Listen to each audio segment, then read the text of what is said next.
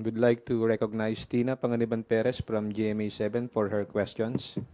Good morning po, sirs. On the Quadcom hearing, bakit po canceled yung pagdinig bukas and when was the decision to cancel arrived at? Thank you for that question, Tina. The Quadcom chairs are already contemplating since last week to move the scheduled Wednesday Quadcom hearing, no, for several reasons. First reason, yung aming mga if you recall, no, lagi namin sinasabi kapag may mga witnesses, we want them to execute affidavits. Number two, even if they have executed their affidavits, we will have to vet them. No? Meron pong legal team ina-assist ang Quadcom to interview yung aming mga because marami po ang gustong magsalita. Marami po ang gustong magbigay ng testimonya. Ang aming pong palagay, kailangan aralin namin kung sino ho yung aming iharap doon sa usapin ng EJK, doon sa usapin ng drugs, at syempre doon din sa usapin ng Pogo. Now, because of the several witnesses who wanted to give their testimony before the Quadcom, we decided that we should maybe interview them all first. Tingnan namin, sino ba yung mas credible doon? And it will take a lot of time para sa amin. So, we decided that before we set this meeting, again, kailangan kumpirmado na kung sino yung ating ihaharap. Sino yung mga witnesses na pwedeng magbigay ng kanilang salaysay na ika nga ay may credibility. Kasi gaya nung sinasabi ko sa inyo noon, marami yung gustong tumistigo. In fact, umabot pa kami sa punto na yung isang gustong tumistigo, pagkatapos siya magbigay ng kanyang affidavit, ay umabot kami sa punto na kailangan pa naming ipasuri siya sa psychiatrist, no? Ipasuri siya through a polygraph test sa Camp Crame, no? Para malaman namin kung ito ba'y nagsasabi ng totoo. Hindi ho madali, no, magpresenta ng witnesses. Kaya napag-usapan nga namin, kagaya ho kahapon ng hapon, na-decide na ho namin na i-cancel yung aming meeting supposedly for tomorrow, ngayong Wednesday, November 13, to give us more time hanggang next Thursday to interview, to set up our agenda, at tapusin po lahat ng pwede naming ma-interview. That is the reason why we had to cancel. Actually, 2 days ago, nag-decide na kami dyan eh. A week ago pa, pinag-uusapan na natin, Chairman. And then suddenly, kahapon parang last night, parang nakakita tayo na attend na raw sila. And ang problem natin dyan, we have already notified yung mga resource persons, especially yung mga galing sa Cebu, yung mga victims. And at the same time, meron po kami binibet na galing sa Isabela and I think one also from the north. And suddenly, naka-receive tayo ng mga ganong pronouncement that he will be attending. But of course, hindi pa naman po yun official na galing po sa former president that he will be attending on tomorrow's hearing. Unless and until that we have received any copy from him, then most likely. But it's hard to na makapag-ano na po tayo tomorrow because yung pronouncement and the invitation to other resource persons were already been canceled. Dagdagan ko lang yung sinabi ni Kong Dan. No? Kahapon pa na-cancel na namin yung aming hearing. At 6:30 p.m., the Quadcom chairs have already informed the Secretariat to send out notices to all our members and to all our invited resource persons na hindi po natin matutuloy yung ating hearing ngayong Wednesday. No? At all these notices via email, via digital and Viber notices, pinadala na ho yan kahapon pa lang. And wala ho kaming wala ho kaming confirmation pa kung sino yung a-attend. Wala naman ho nagsabi sa amin na may a-attend na sa Wednesday because as early as yesterday, we have already sent out cancellation notices. Kaya wala namang nagulat lang kami ngayon na meron palang gustong umattend, no? Welcome naman po 'yan sa atin. Kaya lang na-cancel na po natin, and just to let everybody know that we have already postponed it for November 21st. Thursday next week. So lahat po ng inimbitahan namin na kinancel namin ay iimbitahan ho namin ulit. Nang sa ganoon, mahaba-haba ho yung inyong preparasyon, mahaba-haba inyong oras para maka-attend dito sa aming Quadcom hearing sa next. Mr. Chairman, baka iniisip ko rin during the time that we have discussed that on Sunday, I think we finalized on Sunday. Baka may mga chairman na mole doon sa pag-uusap natin. Just kidding. Pero we already decided last Sunday pa po at pinormalize lang po namin yan kahapon, and that's the reason why we already have a meeting yesterday. Unfortunately, may mga gantong issue na darating daw po, and I think it's hard for us to really send invitation again to those who have been canceled resource persons.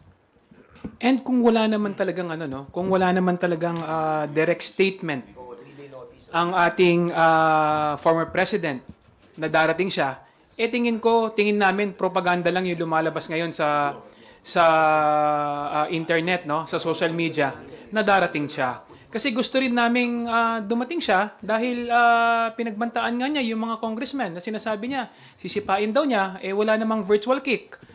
'Di ba? So, mas maganda sana dumating siya dahil willing naman si Chairman Dan na magpasipa sa former president. Virtual kick. Tsaka napakahirap naman po kung na-cancel ng isang committee hearing. Para mag-imbita ka na naman, you need at least 3-day notice sa mga i-invite ninyo. So, masyado na pong short yung ilang oras. In fact, yun nga yung mga naging reason kung bakit po kami nag-issue ng subpoena for the second time. Na-reissue po namin because we are following our rules dito po sa House. Sir, yung si Attorney Panelo kasi yung isa sa mga nag-confirm na pupunta raw po si former president. Tapos, with the cancellation of the hearing, may mga posts po kasi online saying na baka naduwag daw yung Quadcom. Alam mo, unang-una, hindi naman si Attorney Panelo inimbitahan namin. Di ba? It was the former president ng aming inimbitahan. And we were informed that the lawyer or the counsel of the former president, where we also received letters from the law office of Attorney Delgra. Yun lang yung hinihintay namin na information. So kung social media, wala akong pupunta. Kung nagtatawag kayo ng mga vloggers, parang disrespect yan sa atin dito sa sistema ng ating imbitasyon. Do not invite in the social media. Kung gusto nyo, sumagot kayo, sulatan nyo kami. Diba? Sulatan nyo kami kung kayo ay pupunta. Hindi yung sa social media kayo magsasalita. Of course, we appreciate the fact that pupunta ang ating dating Pangulo dahil yun naman po ang request ng ating mga kasamahan sa Quadcom, no? Na magkaroon ng talakayan, magkaroon ng palitan ng idea tungkol dito sa usapin sa EJK at usapin sa drugs, no, na kung saan ay centerpiece ng kampanya ng ating dating administrasyon. Kaya nga gusto sana nating marinig mismo mula sa ating dating Pangulo kung ano yung mga kasagutan na kanyang ibibigay dun sa mga tanong na pinaghandaan ng ating mga Quadcom members. So, wag po nating I noticed also that there are several comments from the vloggers of I don't know which camp is that, no? Saying na wala pong naduduwag dito. Ganito ho, para ho malinaw. Sa 21 meron kaming hearing. Yan ho, punta ho tayo dito. Pagkatapos ng 21, let us know kung kailan kayo pwede. Because we will schedule another Quadcom hearing on the date convenient for you, on the date na gusto ninyo, para ho mailatag natin ng maayos ang ating imbitasyon. And reminder as well, Mr. Chairman, as what Chairman Chu mentioned a while ago, that there is a 3-day ruling that are being followed by the committee. So, kailangan po ma-inform din po kami officially. Wag po sana sa social media para at least lahat. Kasi pag social media, you can always deny it, di ba? Pwede kang hindi pumunta, tapos sasabihin, hindi naman formal yon. But of course, kapag ginawa po nating official ang lahat, then resibo po yan. So I hope that prior to November 21 hearing, somebody or the lawyer of the former president will write the committee for his attendance. Maraming salamat po. Sir, clarification lang. At this point in time, walang natatanggap na kahit written or digital communication from the camp of former President Duterte na dadalos sana dapat sila bukas? Wala po kami natatanggap hanggang sa ngayon. Ang nakikita lang namin yung mga vloggers. So, hindi ho namin pinakikinggan yung mga vloggers kasi wala naman nung sinabing tama yan, kundi tirahin lang itong si Dan Fernandez eh. Kaya yun ho ang aming we wrote to them inviting them. Then we also gave them a notice of cancellation via email, via Viber text messages, and all other forms of communication. Yun lang ho ang iniintay namin. Kung meron hong letter sa amin, wala ho kami natatanggap. At dahil nga po, nung Monday pa, bago po sinabing pupunta si former President sa hearing, sinabi ho yun, na-cancel na namin eh. Di ba? Na-cancel na ho. Bigla hong nasabing pupunta. Hindi naman ho ganun ang proseso. Di ba? Ang proseso, may imbitasyon kami at hinihintay namin yung reply. But even prior to the reply to our invitation, ay na-cancel na po namin. Kasi nga po, sa nabanggit kong rason kanina kung bakit po namin kinancel. Thank you, sirs. Thank you. Next questions from Marian Enriquez of TV5. Okay, Vivian Gulia from ABS-CBN.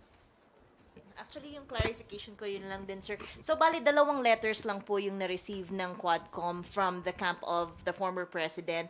The first one was yung before the November 1st, and the second one was declining the invitation. Wala na pong ibang communication na na-receive po. Hindi, ganito po yan. Since the start of the Quadcom hearings, invitation has already been extended to the former president and the 2 senators, incumbent senators. But there was no reply. And then we had a subsequent committee hearings of the Quad. There was no reply whether they will attend or not. Now, there was a press statement issued by the former president that he said wala siya natatanggap na invitation. That's why we had to send again another invitation for our October 22 committee Quadcom hearing. At the following day, we already received a letter coming from his lawyer, si Atty. Delgra, saying that he needs to rest, the former president needs to rest, he has a lot of engagements, has been tired, and because we understood that the former president is already old and we would like to give him the time to rest, so we accepted the cancellation. Then we sent again another letter, supposedly for the October,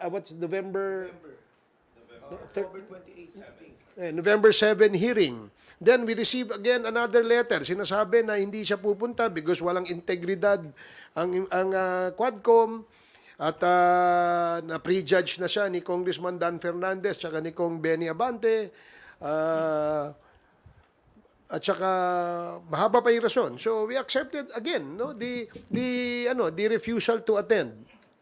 Now we're supposed to have a November 13 hearing, but we decided to cancel it yesterday. Ngayon sasabihin na pupunta. Ano ba talaga, kuya? Di ba? So ito formally sent po yung letter, ang invitation. Of course, we appreciate the fact that the former president is now interested to attend, no? Malaki pong yan, dahil malaki pong maitutulong niyan sa Quadcom. Talagang, in other words, talagang propaganda lang, yung ginagawa nila, lalong-lalo na yung sinasabi nilang pag-attend sa committee hearing ng Quadcom, talagang nabubudol-budol nga yung ating mga mamamayan regarding sa kung ano yung kanilang mga sinasabing statement.